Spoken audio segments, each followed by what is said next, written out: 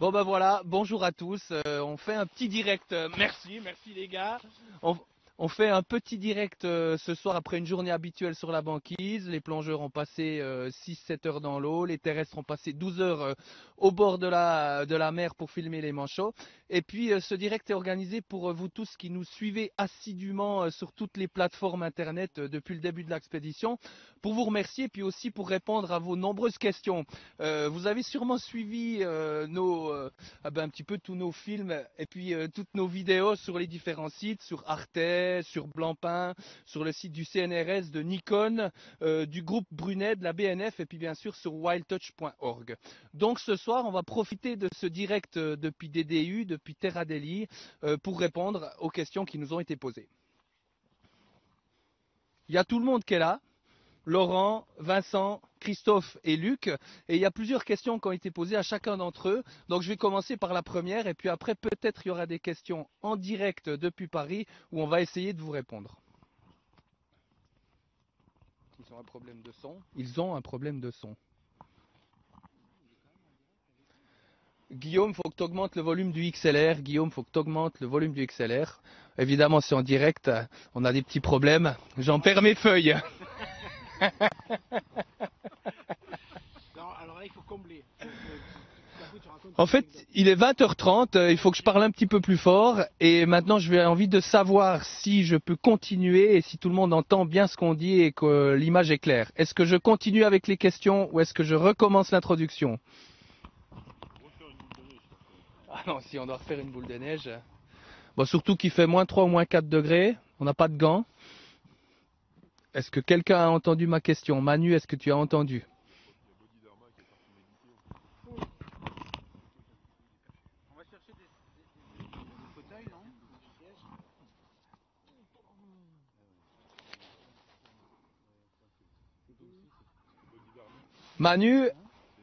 Manu, est-ce que tu peux me donner des informations?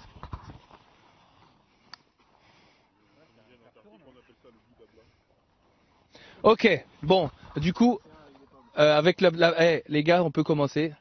Apparemment, tout va bien, donc tout le monde reçoit tout. Donc on va pouvoir poser les questions. On a une question pour Luc, de Alexis via le site de Blancpain. Pourquoi avoir demandé à 2 photographes de vous rejoindre dans cette aventure? Qu'est-ce que la photographie peut apporter en plus au cinéma? Luc, voilà le micro, tiens-le fermement. Ben, ce qui est intéressant, c'est la diversité des regards, c'est-à-dire que plus que la photographie, je pense que on a tous nos sensibilités, on a tous nos manières de regarder les choses. Et le fait de demander à Laurent et à Vincent de venir avec nous, c'était aussi porter un autre regard sur cet environnement. Alors évidemment, Laurent nous amène dans un monde qu'on ne connaît pas, qui est le monde de l'exploration, qui est le monde sous-marin. Et ça, c'est vraiment quelque chose de fascinant parce que chaque image est une découverte. Vincent, c'est aussi un autre monde, c'est aussi un regard sur l'Antarctique. Ça, c'est vraiment pour moi la démarche artistique. Je pense que c'est le langage universel de l'art, de la science aussi. C'est la raison pour laquelle Christophe est avec nous. Donc voilà, j'espère que vous comprenez cette démarche. Pour moi, c'est assez clair en tout cas.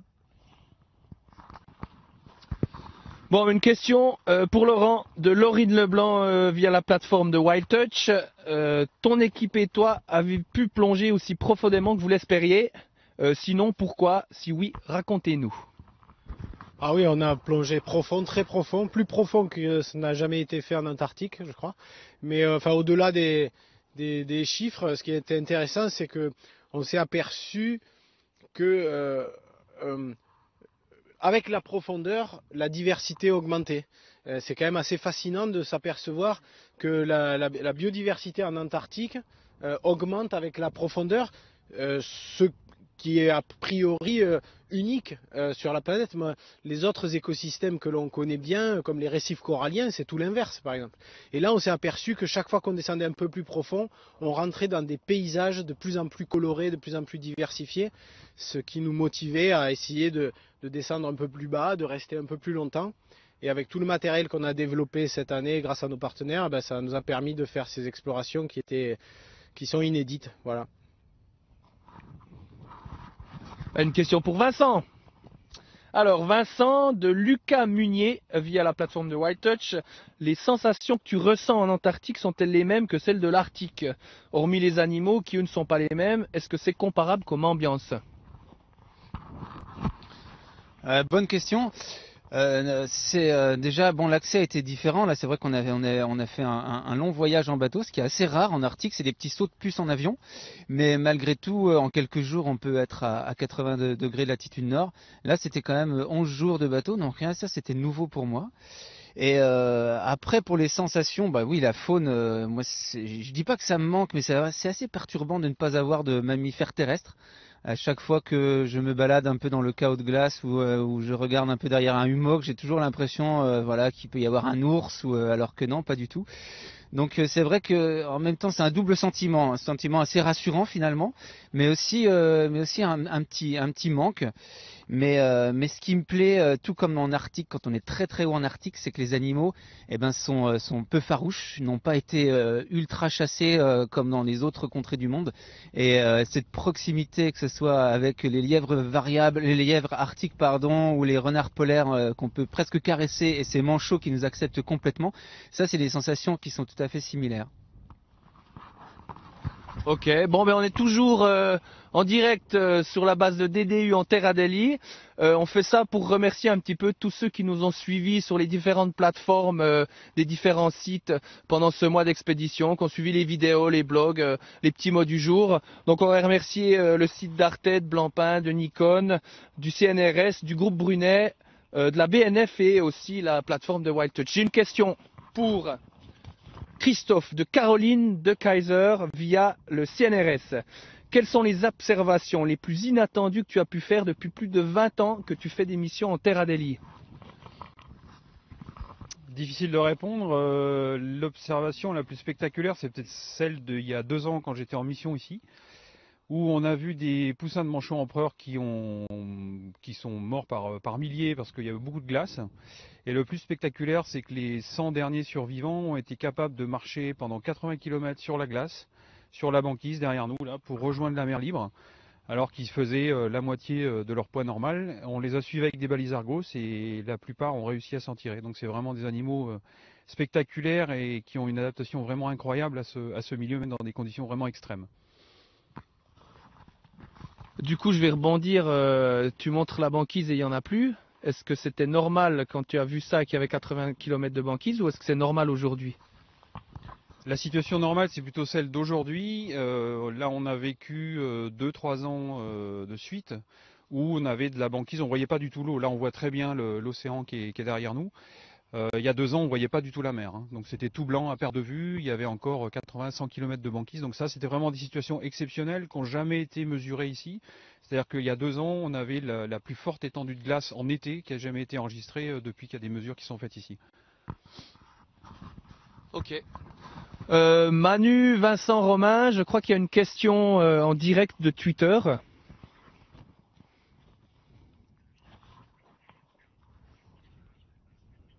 Douglas K sur Twitter. Alors il y a Douglas K sur Twitter, il y a 1 minute qui nous demande. Et alors les empereurs ont décidé de faire le grand saut. Luc. Ouais, ça a été un grand saut qui a été quand même mûrement réfléchi, hein. Moi, c'était mon 8e jour. Mais ça fait quand même 4 jours qu'on les voit partir. Non, c'est étonnant de passer tout ce temps avec eux. On se rend vraiment compte que c'est un moment incroyable. On en a pas mal disserté avec Christophe. Là, qu'est-ce qui peut bien se passer dans leur tête, puisque personne n'aura jamais vraiment appris où était la mer, personne n'aura appris à nager, et on voit que comme ça, spontanément, ils vont se jeter dans l'eau. On commence à comprendre un peu comment ils fonctionnent. Il y en a derrière nous un groupe de 150 qui est là depuis 2 jours. On commence à comprendre un petit peu de manière empirique leur fonctionnement. On a compris que quand des adultes étaient dans l'eau, avaient tendance à appeler, c'est vraiment quelque chose qui était très excitant pour eux, qui les motivait à aller à l'eau. Après, ça reste quelque chose où c'est un florilège de synonymes sur le thème de l'hésitation, du pinaillage, de l'attente, voilà. Mais on vous ramène des très très belles images de ça. On a fait des chouettes plans encore aujourd'hui. Ok, du coup, On a encore une question, et ça c'est à toute l'équipe de Wild Touch, donc je vais peut-être regarder avec vous deux en premier. C'est Victor qui a 10 ans via la plateforme Wild Touch. Les animaux n'ont pas l'air d'avoir peur de vous. D'après vous, s'il y avait plus de chasse, est-ce que ce serait pareil avec les animaux de nos pays? Laurent pour la chasse sous-marine, Vincent pour la chasse. Est-ce que donc ces animaux-là, chez nous, seraient moins farouches si on les chassait pas? Bon, évidemment. Ouais, ouais. Non, ben c'est sûr, oui, oui. C'est des animaux qui ont quasiment jamais vu les hommes, quoi. Donc, et qui sont pas. Il n'y a pas eu des générations de manchots qui ont appris à être farouches, qui ont appris à être un peu paranoïaques dès qu'ils voient arriver une silhouette humaine. Donc, ouais, il n'y a pas de chasse. Mais je pense que l'expérience de l'Arctique de Vincent doit être encore plus flagrante. Oui, mais tout à fait, c'est ce que je disais un petit peu tout à l'heure, hein. C'est vrai que bon, j'ai pas mal essayé de traquer le loup blanc, là. Vous avez peut-être vu un peu mes images en Arctique, et là où il y avait des villages inuits aux alentours, ils étaient extrêmement farouches et impossibles à voir, ou de manière très furtive. Et il fallait aller très très loin, à plus de 400 km, là où il y avait plus de chasseurs, du 400 km au plus loin des villages, pour vraiment avoir un comportement de curieux. Et là c'est pareil, moi je suppose, enfin Christophe tu peux peut-être aussi en parler, que ça vient du fait que ça a été très peu fréquenté, quasiment pas chassé, absolument. Ouais, bah, je dirais exactement la même chose, hein. C'est-à-dire que là, il y a probablement en Europe, dans tous les pays où il y a de la chasse, on a des animaux qui ont été sélectionnés évidemment pour fuir l'homme, puisque c'est eux qui vont réussir à se reproduire et donc à survivre au cours des années. Alors que ici, bah, c'est pas du tout le cas, il n'y a pas eu du tout ce comportement. Ça va même plus loin ici, c'est-à-dire qu'il n'y a pas de prédateurs terrestres, comme le disait Vincent tout à l'heure. Donc il n'y a pas d'ours, il n'y a pas de renard, il n'y a pas de gloutons, etc. Du coup, ils n'ont vraiment aucun réflexe de fuir un prédateur, et nous y compris. C'est pour ça qu'on travaille dessus si facilement aussi ici. Ouais, c'est sûr que c'est simple. Peut-être il y a pas mal de gens qui font la confusion. L'Antarctique où on est n'a jamais été colonisé par l'homme. C'est-à-dire autant l'Arctique que connaît bien Vincent, il y a des Esquimaux, il y a des populations humaines qui vivent là-bas depuis très longtemps. L'Antarctique, on connaît l'Antarctique depuis 1840. C'est les premiers grands navigateurs qui ont découvert cette terra incognita, hein. Donc jamais personne s'est installé ici. En Antarctique, il n'y a encore pas d'habitants. Il y a des bases comme celle-là où c'est des scientifiques, des techniciens qui passent, mais qui passent une courte période et qui s'en vont. Donc pas d'habitants. Donc c'est vrai que dans le temps de l'évolution, les animaux n'ont pas appris à avoir peur de nous. Surtout que la présence permanente, comme ici à Dumont d'Urville, n'est là depuis que les années 50. Et on a très peu chassé les animaux ici, puisque les premiers explorateurs tuaient les phoques pour nourrir leurs chiens. Il y a des baleiniers qui sont venus chasser évidemment, mais ça a duré très peu de temps. Très vite, l'Antarctique est devenue terre de paix et de science, fort heureusement. Et je crois que ça contribue aussi à donner ce côté absolument, j'allais dire fraternel, c'est pas fraternel, mais pas farouche des animaux. Peut-être rajouter une chose, moi je trouve ça paradoxal qu'il faille venir ici, au bout du monde, dans le coin peut-être le plus difficile, pour trouver des animaux qui n'aient pas peur de nous. Je trouve ça assez symbolique au fond. Ok, du coup j'en profite pour vous annoncer que ce soir, il y aura quelques images des premiers poussins manchons empereurs qui se mettent à l'eau. Voilà, toujours sur les mêmes plateformes. Une autre question pour Laurent, de Maggie Rassi. Donc notre réalisateur m'a informé qu'on a été coupé et on vient de reprendre l'antenne toujours en direct depuis DDE. Concentrez-vous un petit peu s'il vous plaît messieurs, ça recommence. Donc on est toujours en direct depuis la station du Mont d'Urville en Terra Delhi et la question de Maggie Rassier via la plateforme de Nikon pour Laurent. Sur une des séquences filmées où on vous voit sortir de l'eau, vous dites avoir souffert de la température. Quelles étaient les durées d'immersion et la température eau et air et avec quel équipement pour résister au froid? En termes de matériel de plongée et photo, quelles spécificités et quels problèmes rencontrés, Laurent? Alors, la durée des plongées, c'était 2h30, dans la mesure où c'était une durée qu'on s'était fixée à l'avance à ne pas dépasser. Donc on ne l'a pas dépassé sur les plongées très engagées. Sur les fins de plongée, où on était près de la surface et où il y avait des sujets encore à photographier parce qu'il y a vraiment beaucoup à observer, on est resté plus longtemps parfois, même au-delà de 3 heures, ce qui a, je crois, jamais été fait dans des eaux polaires. Donc, et ça c'est grâce évidemment au système de chauffage électrique qui avait été développé pour nous dans nos combinaisons. Voilà. Ça n'empêchait pas évidemment de sortir vraiment très diminué, à tous les sens du terme. Voilà. Pour ce qui est de la température de l'eau, ouais, c'est moins 1,5, moins 1,8, c'est le point de congélation de l'eau de mer. Et on était à ce niveau-là de température. Pour vous donner une idée, c'est le printemps, donc la neige, l'eau douce en surface sur les îles fond et coule en mer. Et cette eau douce, dès qu'elle arrive en mer, se remet à geler puisque c'est de l'eau douce et qu'elle gèle à zéro. Et donc sous l'eau, on avait non seulement de la banquise au-dessus de nous, mais des champs de cristaux de glace d'eau douce au fond. C'était un spectacle évidemment incroyable. Et de voir toutes ces créatures qui de temps en temps se font prendre dans la glace, qui d'autres montent par-dessus. Voilà, des animaux insolites et des décors incroyables. Et donc finalement, en photo, c'est facile, je dirais presque, de faire des choses étonnantes parce que tout est là, quoi. Techniquement, voilà, c'était quoi la question technique sur le matériel? En termes de matériel plongé, de photo, quelle spécificité? Tu as tout répondu. Quel Ouais. problème rencontrer en faisant un peu de cas? Non, il n'y a pas de problème parce que moi, finalement, une fois qu'on est dans l'eau, dans les caissons, même les batteries tiennent assez bien. Donc moi, j'ai pas eu trop de problèmes de matériel de prise de vue, en fait. Une question pour Vincent de Kevin Le Pape via la plateforme Arte. Hormis les manchots, quelles autres espèces as-tu aimé photographier? Parle-nous un peu de ta journée type et puis dans quelles conditions le matériel a pu tenir le choc du grand froid et puis de tes longues sorties dans ces températures. Et puis j'ai l'impression que c'était pire que l'Arctique, il nous dit. Alors, non, c'était pas pire que l'Arctique. Là, on est quand même au printemps, donc c'est vrai que les températures ne sont pas aussi basses que celles vraiment de l'hiver arctique. Mais on a eu au départ, en effet, des tempêtes avec des vents assez violents et puis des températures de ressenti assez basses. Je ne sais plus exactement, peut-être moins 20, moins 30. Pour ma journée type, écoutez, ici, c'est vraiment plutôt nuit. C'est juste royal parce qu'on a cette base et puis on rayonne à peu près à 5 km aux alentours.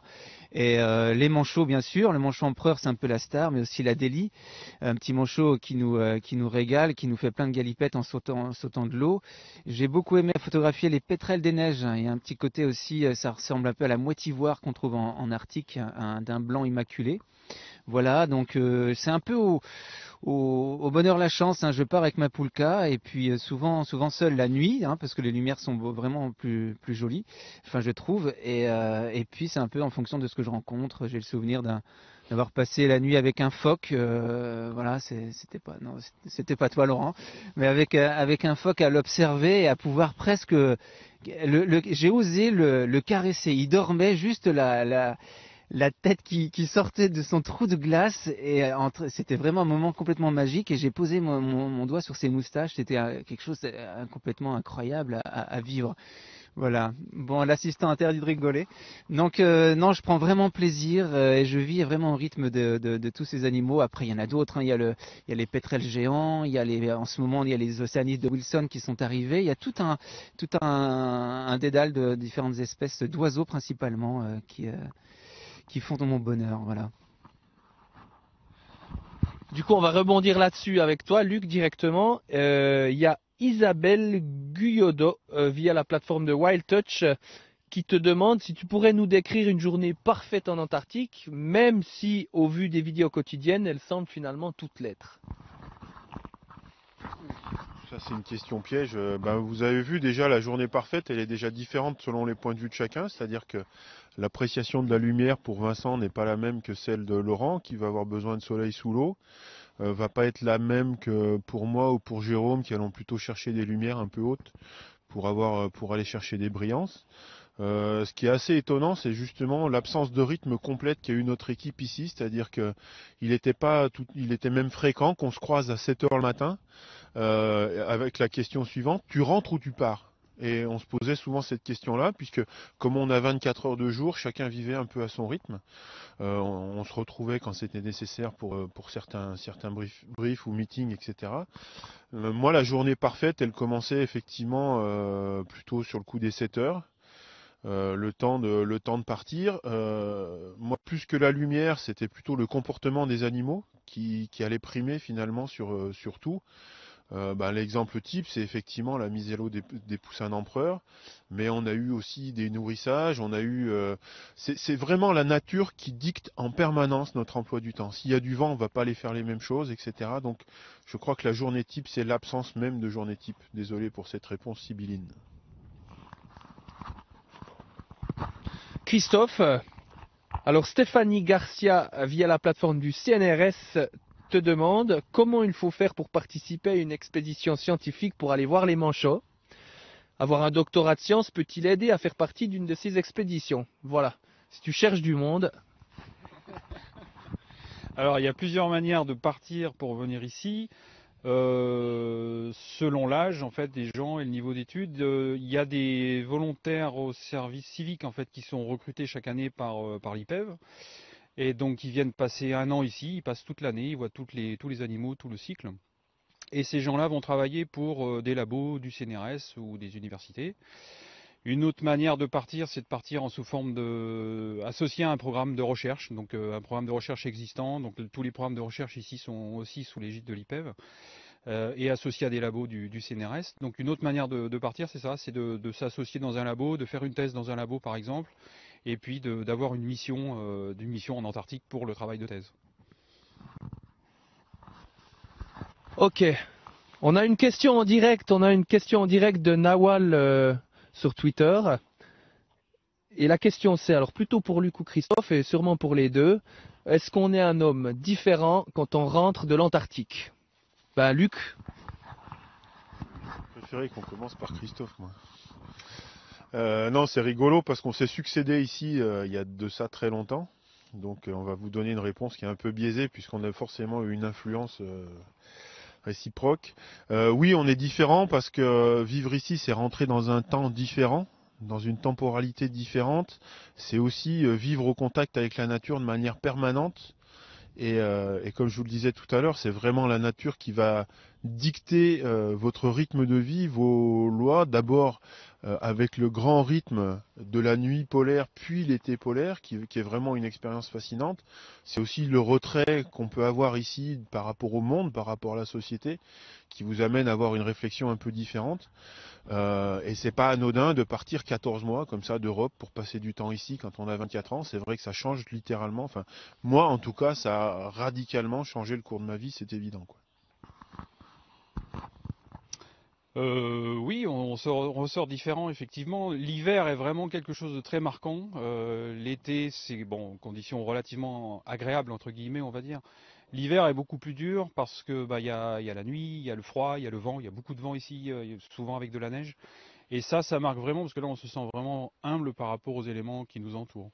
Et l'autre chose qui marque aussi, je pense que c'est qu'on apprend aussi en hivernant ici avec une trentaine de personnes à peu près, qui viennent d'horizons différents, qui ont des manières de penser différentes. Je pense qu'on apprend aussi à bien vivre en société, à respecter ce que font les autres, leur caractère et à vivre ensemble de manière tranquille.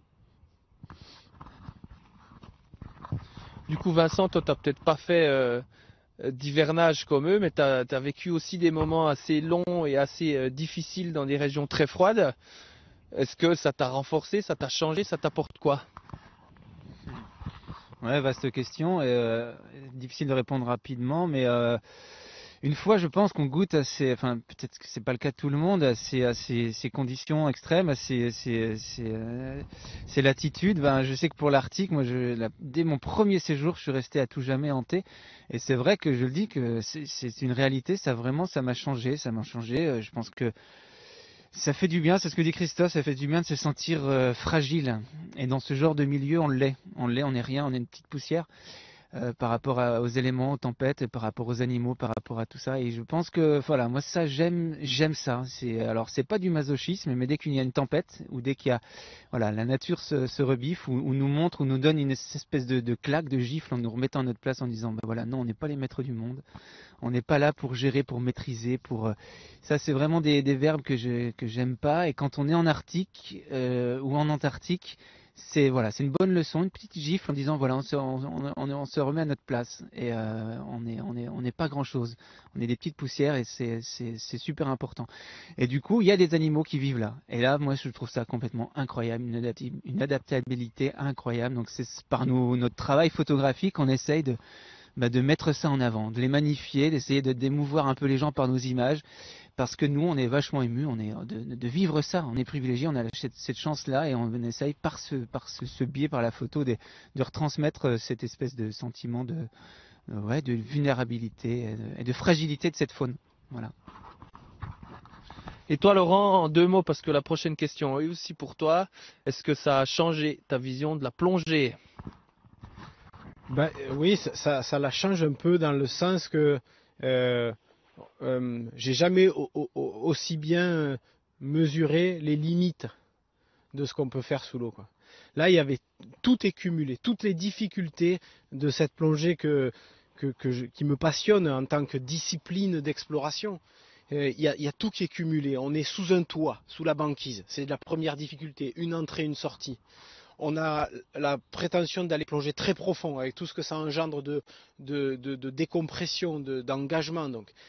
Et on est dans ce froid extrême qui est un vrai étau. Dès qu'on a les mains gelées, on ne peut plus rien faire. Donc là, on sent bien les limites. Et c'est une plongée qui est anxiogène, douloureuse. Mais le problème, parce qu'on pourrait parler d'un problème, c'est que quand on sort de l'eau, on a vu tellement de choses incroyables, de choses inédites. On se prend vraiment pour un explorateur quand on est ici, parce que chaque plongée, on sort avec des choses dont on ignore le nom, dont on ne sait pas ce qu'on a vu exactement. C'était étrange, c'était nouveau. Et donc on a envie d'y retourner. Donc c'est pas du masochisme, effectivement. J'aimerais bien que ça soit moins douloureux. Mais c'est tellement surprenant, c'est tellement riche de récoltes que ça donne envie de recommencer malgré le froid, malgré la difficulté. Christophe, une question de Delphine Curie via Wild Touch. Les scénarios les plus optimistes prévoient une hausse de la température globale de l'ordre de 2 degrés d'ici 2100. Pour vous, quelles espèces antarctiques seraient les premières impactées ou les plus sensibles à ce réchauffement? Alors, 2 degrés, déjà c'est trop. Il y a déjà des espèces qui sont impactées dès maintenant, alors qu'on n'est pas atteint 2 degrés de réchauffement depuis 40 ou 50 ans, on est en dessous de ça. Notamment en péninsule antarctique, où il y a une colonie de manchots empereurs qui a déjà disparu, suite au retrait de la glace, et des colonies de manchots adélie qui sont en train aussi de diminuer. Si ça continue à se réchauffer, la colonie par exemple qui se trouve ici, la colonie de manchots empereurs qui a été photographiée par tout le monde ici ou filmée, va diminuer à l'horizon 2100. Si la glace continue de se retirer, elle aura encore diminué de moitié ou de moins de moitié de ce qu'elle est actuellement, donc à peu près 3000 couples actuellement. Et au-delà de ça, si ce retrait de banquise se poursuit, il y a toute une partie des colonies de manchots empereurs qui sont situées sur la partie la plus nord, on va dire, de l'Antarctique, tout l'Antarctique qui est au sud, si vous voulez, de l'océan Indien, de l'océan Pacifique, qui vont diminuer. Et on prédit, alors c'est toujours des scénarios, c'est pas vraiment des prédictions, c'est des scénarios. Un scénario possible, c'est qu'à l'horizon 2100, on est en fait 2 refuges en gros pour les manchots empereurs en Antarctique, qui seraient la mer de Ross, donc le fond de la mer de Ross actuellement, et le fond de la mer de Weddell. Et donc ça serait les 2 seules zones où l'espèce pourrait encore perdurer.